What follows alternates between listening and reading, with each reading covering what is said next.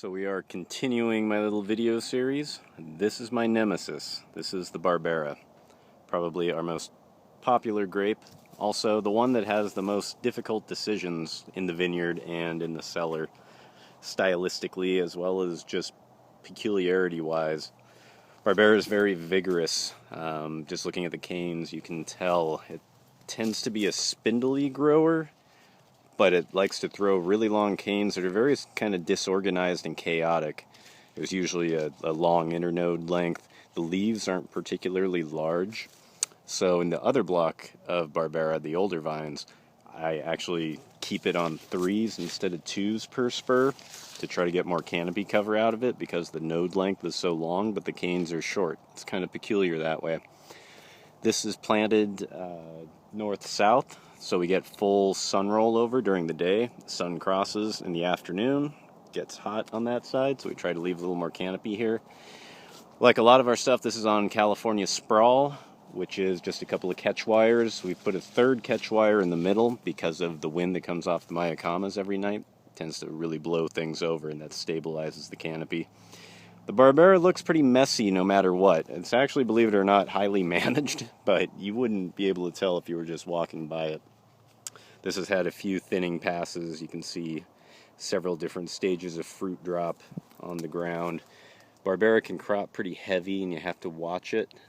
It can have pretty large berries. These are about mediocre size, but some of them, combined with different rootstocks, because we have a lot of interplanting, can be surprisingly large. In the vineyard, try to keep too much sun off of it. We really don't like that overly fruit jammy bomby thing. So I try to leave a lot of leaves, but actually with the Barbera, what I do is go through, I guess it'd be a form of tunneling. So I go through, make sure that there aren't really any leaves in between the bunches, and nothing can touch. So I'll go through, cut wings. A lot of it gets thinned to 1 per cane, but I leave some 2s. Kind of depends on the bunch size, and also you want some of that acid retention in Barbera. We don't want it to be totally New World Trader Joe wine. We want some of that rustic, earthy, slightly tannic, slightly dense. Barbera is kind of peculiar. It tends to have a lot of seeds per berry, often 3 back here. Most grapes have only 2, so Barbera doesn't really have a lot of tannin, so to speak, but it can really get a lot of seed bitterness at the end of fermentation, especially when the alcohol gets high. And Barbera can develop pretty high alcohol. If you're familiar with the Amador Barberas, they have some strange farming techniques up there, but they tend to be really high in acid and about 16% alcohol, and then they throw it in oak, and the high alcohol extracts a lot of oak. Barbera is an oak sponge, so you got to be careful with it. But they sort of have that style going. Not really a fan of it so much, kind of loses some delicacy. But it does seem like people like the bigger, darker, richer style. And certainly a lot of Italian producers like Vietti have moved in that direction also. And they're doing a good job with it. It's just a stylistic choice. Barbera has the problem also that it, in the cellar, tends to be really reductive. It sort of smells like a tire fire when you leave it on your own. It's famous for sulfury kind of off odors. It can get stinky really easily, and we experienced that with the rain years.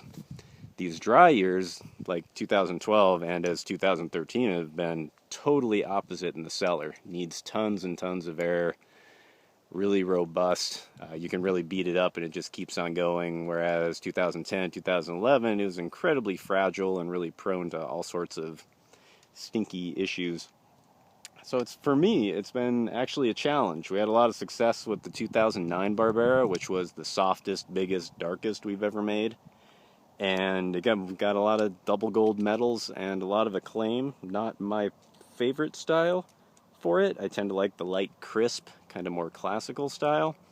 But there's something to be said for both, and I think Barbera, as long as it's not over oaked, which kind of loses its charm at that point and what makes it unique, I think it can be a good thing. And we try to retain some of the red fruit so that it doesn't go all plummy. That's one of the key things I really work on.